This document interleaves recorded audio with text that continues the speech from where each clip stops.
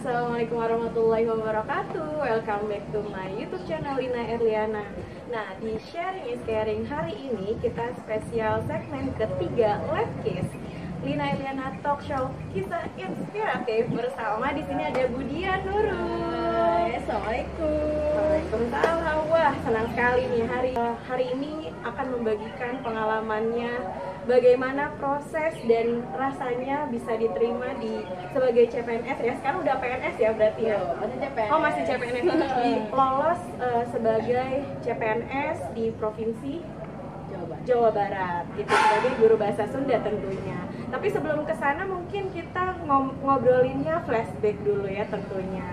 Oke, Budian, kita mungkin banyak yang anak-anak tuh banyak yang nanya atau ibaratnya banyak yang penasaran tentang kisah inspiratif dari gurunya. Kenapa sih dulu sebelum Budian jadi guru bahasa Sunda itu kenapa ngambil bahasa Sunda dulunya? Kenapa kok terpikir jadi guru bahasa Sunda? Nah, boleh nggak Budian ceritain dulu nih? Oke, jadi namanya itu pas lagi sekolah kan mikir ya, oh mau kuliah nggak teh? Cuma kakak semangat ya. Iya, orang tua ya. Iya, dari orang tua tuh mau kuliah nggak? Mau. Oke, mau jurusan apa? Jurusan nggak tahu mau jurusan apa. Oke. Terus tiba-tiba orang tua tuh minta jadi guru aja ya. Guru? Hah? Guru apa? Gitu kan, guru apa? Sedangkan aku nggak mikir mau ngambil jadi guru, pengennya jadi psikologi. Oke. Psikologi. Pengen ngambil psikologi tadinya ya. Oke, kayak Ibu Lina. Iya.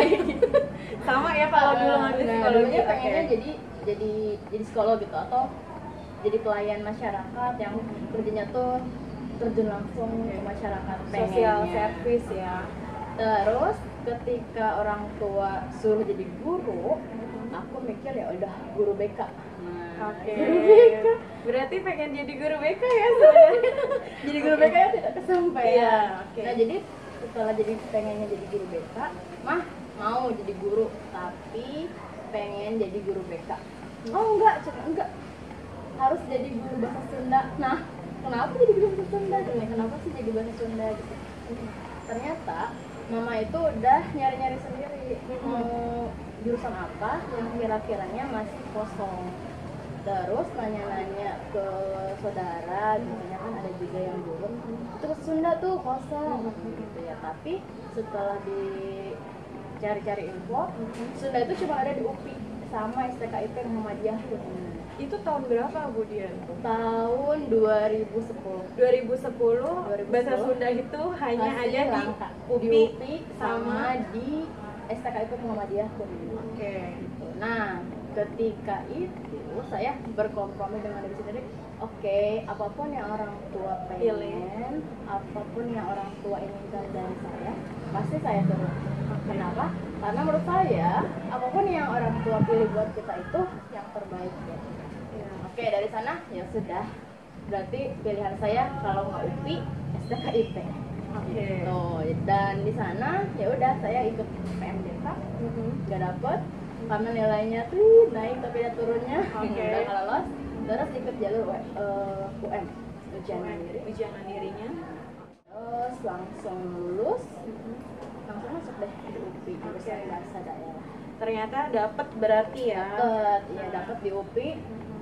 Meskipun harus gagal dulu tuh di PMDK. Kalau Sekarang ya mungkin senam PTN ya, atau iya seleksi kali ya. rapot mandirinya ya. Jadi jalur itu gagal, terus ikutan UM, alhamdulillah lolos dan Langsung dapet ya. Berarti ibaratnya awalnya pengennya jadi guru BK gitu, ngambil pendidikan bimbingan konseling atau psikologi, Iya, tapi betul. ternyata orang tua menyarankan lebih kalau bahasa Sunda baik. itu lebih banyak Lebih- peluangnya. Oke. Daripada yang Iya, dan memang ini ya untuk jurusan bahasa Sunda sendiri memang lumayan emang langka gitu ya. langka banget.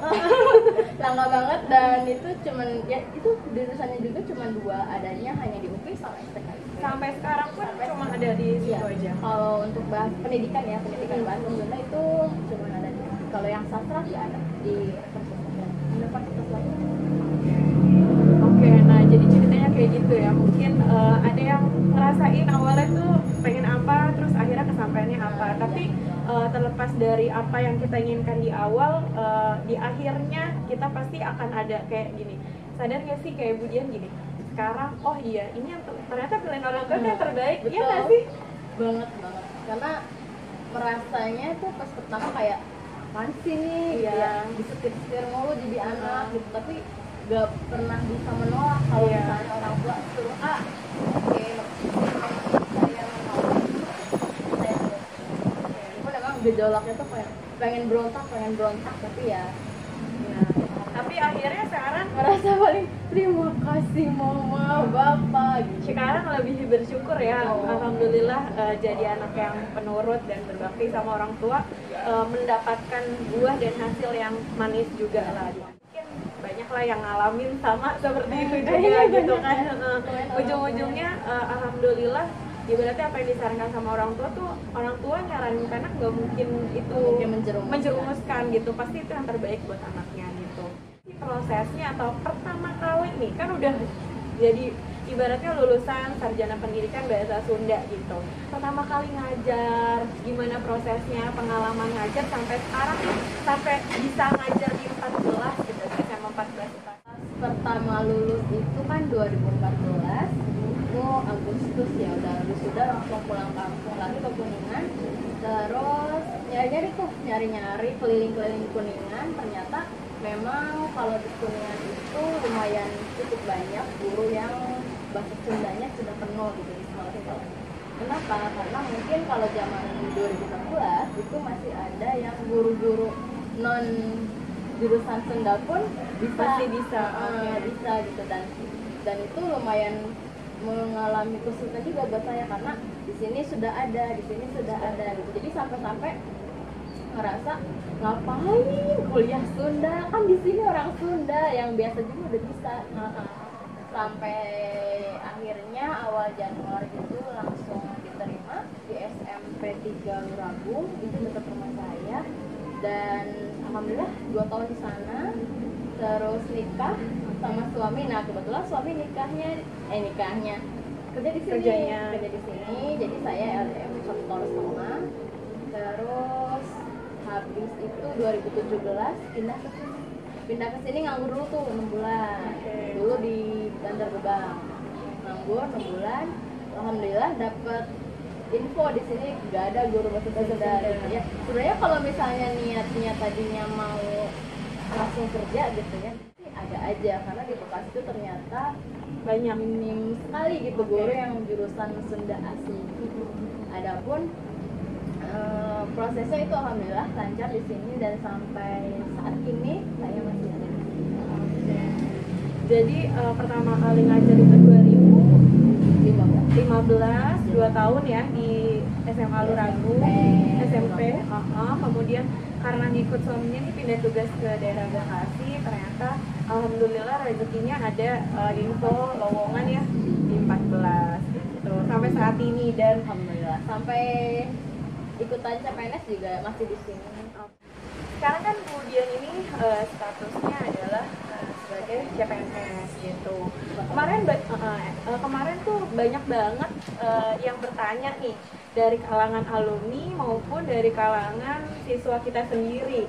Kayak kebetulan saya nih bikin instastory gitu kan, polling gitu kan, apa yang pengen kalian ketahui tentang guru gitu. Nah kebetulan ada beberapa anak tuh nanya, Bu, itu dong ceritain perjuangannya Budian lolos CPNS. Nah di sini sharing is caring di Letkis episode ketiga ini kita pengen bahas itu.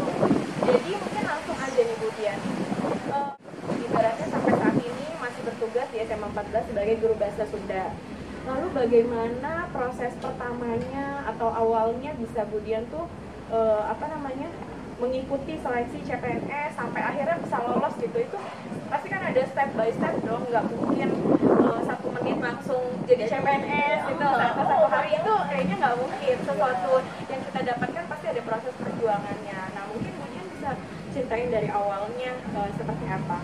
Ya, jadi pas tahun 2018 itu kan ada tuh CPNS ya dibuka di CPNS formasi, tapi untuk SMA bahasa Sunda tuh ada, tapi tapi di SMA, dan kebetulan itu di Kabupaten Bekasi.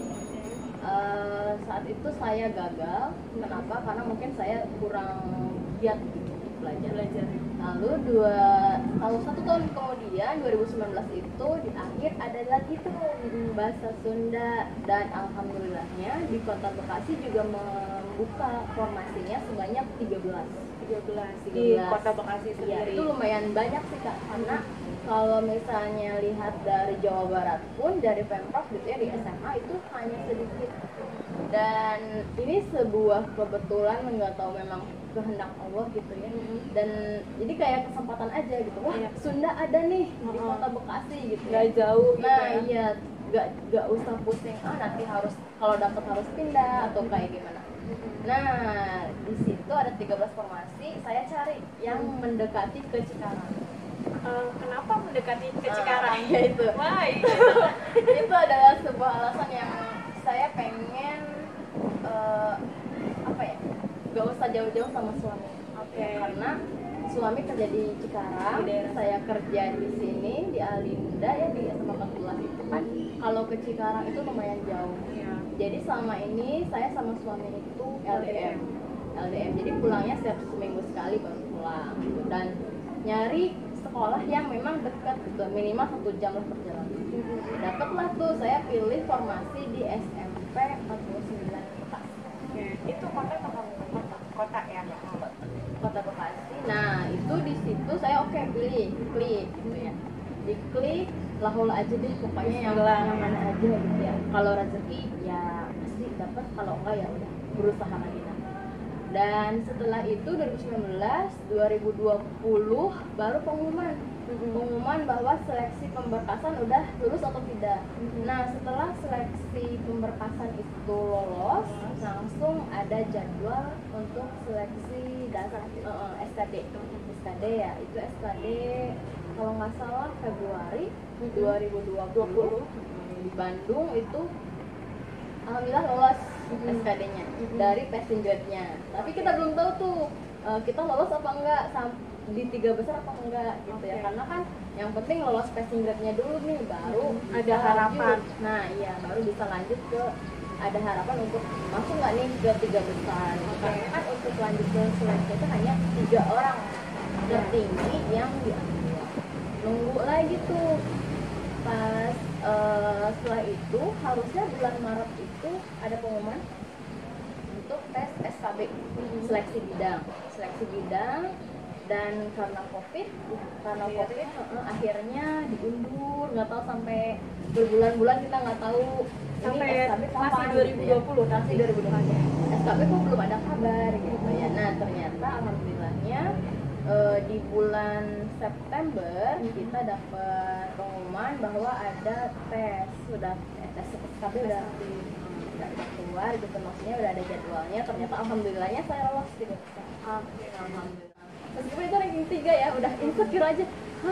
Karena yang diambil 3 besar ya? Iya, yang diambil 3 besar, tapi yang ranking pertama itu jauh banget. Nilainya? Nilainya jauh banget dari aku gitu, dari nilai saya. Dan itu kayak udahlah, udah ranking 3 gitu ya, udah yang tentang nilainya jauh gitu, udah insecure, udah nggak pede aja. Kayak udahlah gitu. Tapi alhamdulillahnya punya keluarga, punya sahabat, punya teman. Ayo belajar lagi. Kan ini udah kesempatan banget untuk lolos ke seleksi bidang. Karena orang ada yang udah lolos pun nggak ikutan karena nggak masuk ke 3 besar. Nah itu disemangatin, ayo belajar. Dan alhamdulillah karena dorongan dari orang-orang sekitar, belajar. Tapi via YouTube. Karena sukanya itu kayak dengerin, tulis gitu ya. Jadi kayak harus kayak ada orang yang ngajarin, bukan cuma baca gitu. Nah alhamdulillah bulan September itu tanggal 13 tes di Jakarta. Memang karena dilihat dari domisili itu paling dekat dari Bekasi, paling dekatnya ke Jakarta, jadi tesnya di DKI Kesehatan. Jadi nggak virtual ya tesnya? Enggak, langsung. Jadi dikasih jadwalnya itu lumayan padat juga sih, itu setiap hari ada, tapi memang sedikit. Ya mungkin karena COVID jadi tidak dibatasi, dan kita pun pakai face shield, pakai masker, pakai sarung tangan karet kayak gitu. Dan itu harus sudah rapid. Udah rapid, udah negatif kayak gitu, sehat. Terus tanggal 30-nya baru teman-teman yang di Bandung baru tes SKB. Jadi duluan dulu di pusat, baru yang di Bandung tanggal 30. Itu sampai yang saya tuh buka komputer di sekolah, dibuka satu-satu buat lihat live-nya. Jadi skornya itu SKB bisa dilihat dari channel YouTube-nya BKN. Jadi kita bisa lihat skor saingan tuh berapa. Jadi saingan saya si ini nih, si A gitu ya. Saya pantau itu namanya dia ada di berapa, dia di sesi berapa, itu kita bisa lihat di YouTube. Nah itu sampai dipantengin, sampai diliatin, sampai akhirnya dengan deg-degan gitu ya. Ketemu lah ya, itu nama diliatin, dipantengin sampai akhir, dan alhamdulillah kalau dilihat dari skor gitu, alhamdulillah dia mungkin karena terlalu sudah berbangga atau nggak tahu gimana, udah nilainya itu di bawah skor dia yang ranking pertama. Jadi mungkin karena udah ngerasa ada keamanan itulah ya, mungkin karena lalainya manusia, kadang-kadang kita juga udah saya udah merasa ini mungkin, atau aman lah, mungkin karena memang di luar jangkauan, atau memang sudah rezekinya saya gitu. Dan itu dari yang ranking 3 tiba-tiba saya skornya naik ke 4 dari semua orang gitu. Karena mungkin tadinya mikirnya ini harus lari nih, orang lain jalan aku harus lari gitu, untuk mengejar. Dan alhamdulillahnya lolos di sana. Itu belum berani saya yang menang. Enggak, tapi nunggu dulu pengumuman. Setelah pengumuman barulah diumumkan bahwa benar dia lulus dan harus melakukan pemberkasan. Itu sekitar bulan apa sih? Pemberkasan itu bulan Oktober. Ya, setelah tesnya September. Iya, setelah September itu selesai, Oktober tanggal 30 itu diumumkan daftar orang yang lulus dan lolos gitu ya, ranking pertama dan lolos. Dan itu pemberkasan juga secara digital. Jadi kita masukin tuh semua berkas-berkas, tapi untuk proses berkas ini itu ada pemberkasan fisik.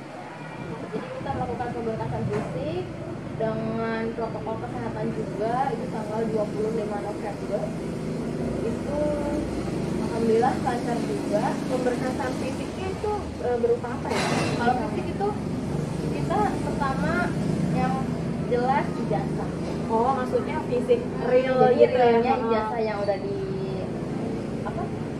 legalisir, terus aslinya daftar juga kesehatan yang udah dilegalisir. Itu kan pas yang pemberkasan itu lumayan kayak tes kejiwaan segala. Kita pikir kayak tes kejiwaan, emang kita nggak waras atau gimana? Oh mungkin ternyata indikasi kita orangnya seperti apa itu bisa dilihat dari kejiwaan. Iya, ada. Jadi kayak oke, kita pemberkasan 500 berapa soal? Iya, 587 ya. Iya. Pokoknya kayak orang pegel banget ini, tapi alhamdulillah perjuangannya di situ, mantrinya di situ, itu perjuangannya sih. Dan setelah pemberkasan fisik itu kita nunggu untuk pengumuman lagi nih, kita kapan dikeluarkan SKB. Tapi pada saat itu berarti udah dinyatakan lolos ya? Iya. Pas pemberkasan ibaratnya ada nggak sih yang kalau pas pemberkasan terus ternyata dinyatakan gugur gitu?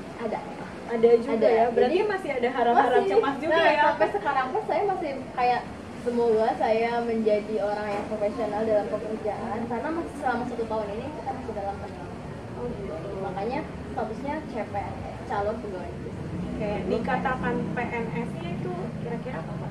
Kalau itu biasanya kita harus melalui dulu latihan dasar, nanti praja dulu 1 jam gitu ya. Jadi nanti kita, saya juga insya Allah minggu depan itu ada onboarding. Jadi kayak persamaan komisi dengan wali kota, terus ya dikasih ilmu lah bagaimana sih jadi PNS yang profesional.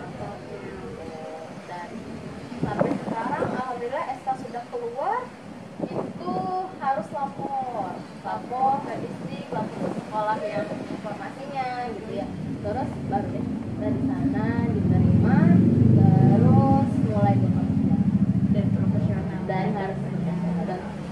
alhamdulillahnya di sana juga dapat sekolah yang insya Allah bisa mendukung.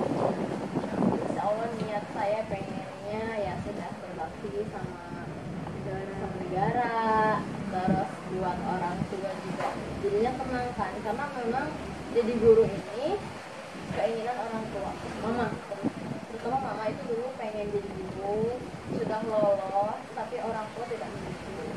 Jadi orang tua zaman dulu ya berarti ada cita-cita terpendam ya yang belum kan dituntasin gitu. Jadi ya itu, jadi menurut mama itu kayak pas mah ini SKPP gitu kan, kalau di rumah panggilnya teteh mah ini SKPP tapi masih CPNS ya mah.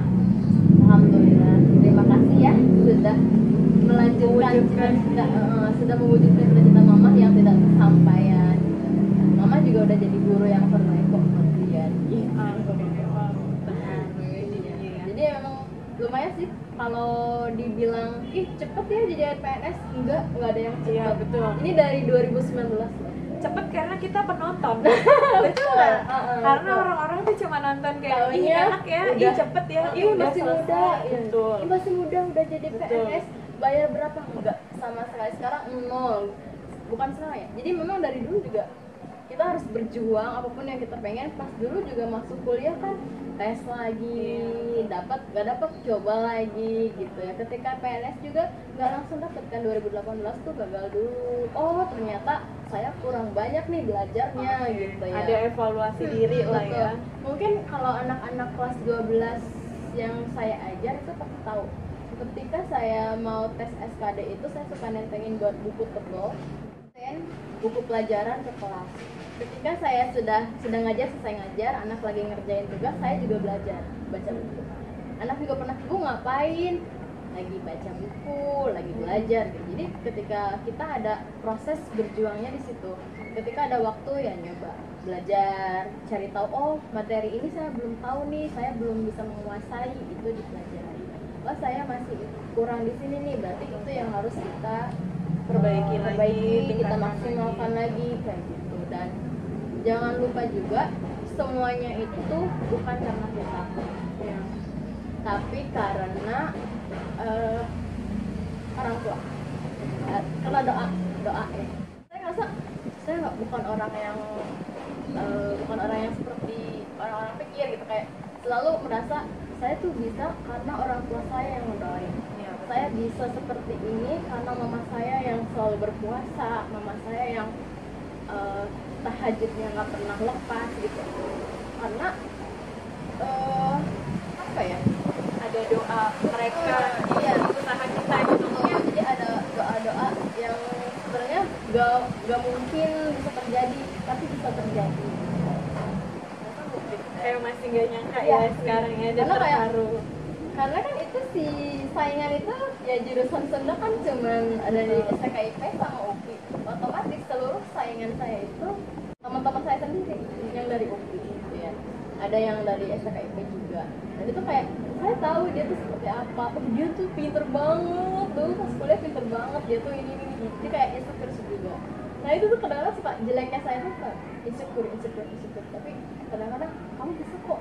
Nah itu suka butuh, kamu bisa, ayo coba. Nah itu butuh support system lah, iya, itu diyakinkan. Betul. Jadi siapapun yang lihat kita tuh pasti butuh dukungan orang, dan orang lain pun butuh dukungan kita. Betul. Dan terutama ibu. Ibu itu kayaknya, ibu sama bapak itu kayak ya udah, itu kayak energi buat saya, dan itu kekuatan saya. Dan dukungan suami, dukungan ibu bapak mertua pun sangat berarti. Apalagi di sini jauh dari keluarga, itu teman-teman yang paling dekat, yang paling ada setiap saat itu kayak bener-bener support. Betul. Jadi lebih menguatkan ya. Oke, jadi apa ya? Jadi rada-rada terharu nih. Iya, kalau ngomongin mama, aduh. Iya, karena apa ya? Mungkin satu hal yang menarik nih. Betul kata Budian ya. Jadi sehebat apapun kita, struggle kita di depan orang gitu ya, orang tuh melihat kita misalnya gitu, melihat Budian dengan sosok yang struggle, survive, terus mungkin bekerja keras gitu.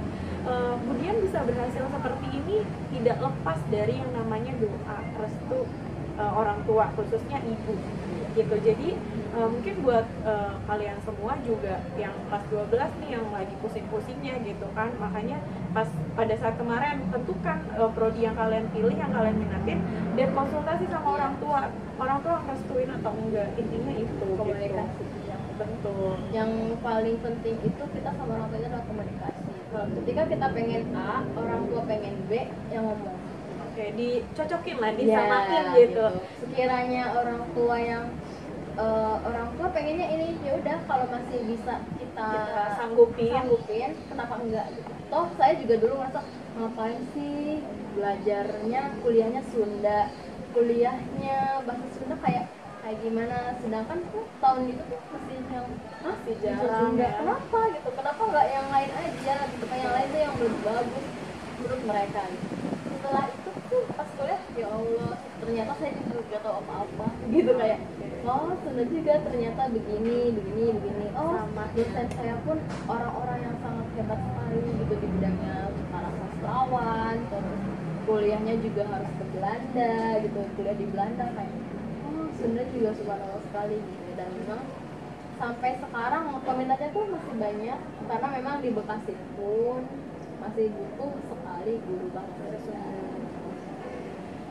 Nah, kayak kita tuh kadang lihat orang, dia enak ya, dia begini ya, dia gitu Iya, ya. benar. Padahal di balik yang tampak di luar itu sebenarnya ada perjuangan dan ada beban yang Iya. mungkin kita hadapin, setiap orang beda-beda tentunya.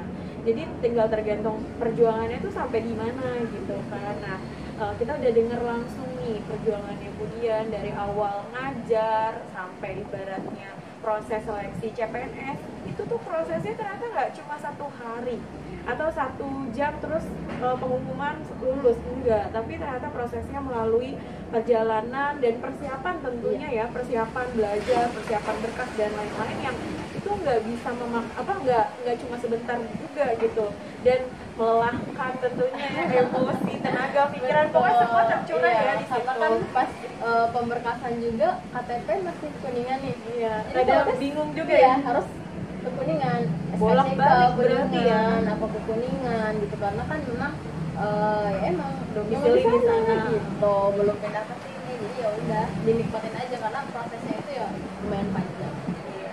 Ya, dengan proses yang panjang itu, perjuangan yang panjang itu akhirnya mendapatkan hasil yang ibaratnya yang diharapkan oleh diri sendiri maupun orang tua gitu tentunya.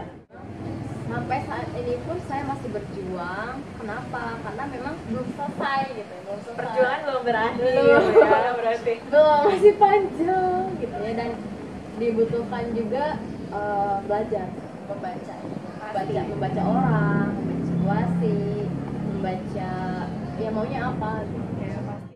Kan berarti Budian udah dapat tempat di mana Budian harus mengabdikan diri gitu kan, di tempat yang baru gitu, walaupun mungkin masih ada kewajiban juga di SMA 14. Mungkin ada nggak kesan, pesan, atau mungkin apa ya, kalau dibilang last speech kayaknya tuh agak agak terharu, enggak, karena kita masih bisa komunikasi, masih bisa ketemu lagi gitu kan ibaratnya. Jadi mungkin bisa Budian sampai Kesannya itu, kesan saya di 14 itu suka duka semuanya di sini. Saya ketemu guru-guru senior yang satu angkatan, seumuran, yang lebih muda pun merasa kami keluarga 14, dan saya kayak nggak mau pergi dari sini, pengen tetap di sini. Saya merasa nggak mau ninggalin keluarga, mana ada sih orang yang pengen ninggalin keluarganya sendiri. Dan anak-anak pun di sini 3 tahun ada ya, yang angkatan sekarang tuh ya, anak IPA 3 tahun sama saya dari awal ya.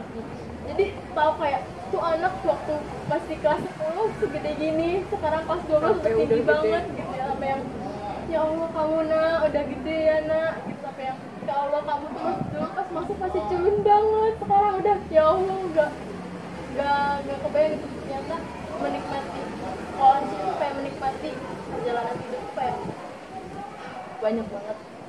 Jadi kayak nggak berasa kerja Ya, ya. kayak nggak ngerasa kerja. Terus kan di sini tuh support sistemnya juga sangat banyak sekali dukungan, dan saya kayak nggak mau ninggalin keluarga saya sendiri. Tapi mungkin di benak saya di sini itu rumah, dan saya pengen kalau saya masuk ke sini saya seperti lagi pulang, dan nggak mau ninggalin, sebenarnya nggak mau ninggalin, tapi karena memang tugasnya, iya, kewajiban saya sekarang harus mengabdi di SMP gitu. Dan saya juga terima kasih sekali pada Bapak Wakasek, Ibu Wakasek, dan semua guru-guru di sini, cara di sini, dan 3 tahun lebih ya, 2017, dan sampai sekarang kayak ya Allah banyak sekali kenangan di sini. Betul. Gitu ya, kenangan sama guru, sama murid gitu, yang handphonenya aja kan itu anak pasti kalau diajak main handphone aku ambil gitu, ibu seminggu ya bu gitu, iya gitu. Dan pokoknya kayak 14 itu tempat saya menggembleng diri saya sendiri, tempat saya menjadi orang yang lebih berani lagi, orang yang lebih profesional lagi, orang yang bisa bekerja semaksimal mungkin. Itu 14 yang ajarin gitu. Jadi kayak ya Allah, terima kasih saya dikasih kesempatan untuk mengajar di 14, meskipun harus berhenti gitu ya, karena saya ada tugas yang lain di sana. Meskipun seperti itu, saya berterima kasih dan saya merasa bangga jadi keluarga pernah jadi bagian ya, iya. Dan akan selalu menjadi pengennya bagian. sih gitu, selalu jadi bagian. Ya, tentunya pasti gitu ya. Keluarga besar di sini juga tentunya pasti akan merasa kehilangan, tapi yang namanya sesuatu hal yang terbaik untuk keluarganya sendiri, otomatis itu pasti akan disupport gitu kan. Jadi dengan ibaratnya walaupun dengan berat hati atau ya Budian pindah gitu, tapi itu yang terbaik buat Budian gitu. Dan mungkin buat para siswa pun harusnya bisa berpikir seperti itu juga gitu. Jadi mungkin 14 adalah proses awal Budian sampai di step yang saat ini ya. Speechless sih dengernya juga gitu, dan sedih campur terharu, bahagia, bangga tentunya. Ibaratnya kita melihat temen kita bahagia, temen kita sukses kan sesuatu yang kebanggaan dan kebahagiaan buat kita juga, dan memotivasi gitu. Harusnya ya mudah-mudahan gitu ya untuk guru-guru yang lain gitu kan, semoga bisa segera masuk. Amin. Wow, makasih banyak Ibu Dian nih untuk sharingnya hari ini. Pokoknya di Letkis sudah diundang. Ya, ini bukan akhir ya. Ya. Tapi ini awal. Jadi one day kita kalau ketemu lagi bisa lah share tentang yang lain gitu. Ya. Saya nggak mau nyebut ini last day atau last segment, last event gitu. Pokoknya one day kita bisa ketemu lagi, bisa sharing lagi. Nah, kalau misalnya kalian pengen tetap ngepoin buat mengurangi rasa kangen kalian, mungkin murid-murid di sini gitu kan, boleh di follow Instagram Dian Dayan. Nah, nanti di follow aja Instagramnya Dian. Nah, untuk sharing is caring Letkis episode ketiga hari ini kita sudahi dulu. Sampai ketemu di episode selanjutnya. Jangan lupa like, comment, and subscribe. Assalamualaikum. See you next video. Hatur nuhun. Terima kasih atas waktunya selama 3 tahun mengajar kami. Banyak banget ilmu dan pelajaran yang kami dapatkan, dan sangat berharga tentunya waktu bersama kalian. Terima kasih Ibu. Semoga cepat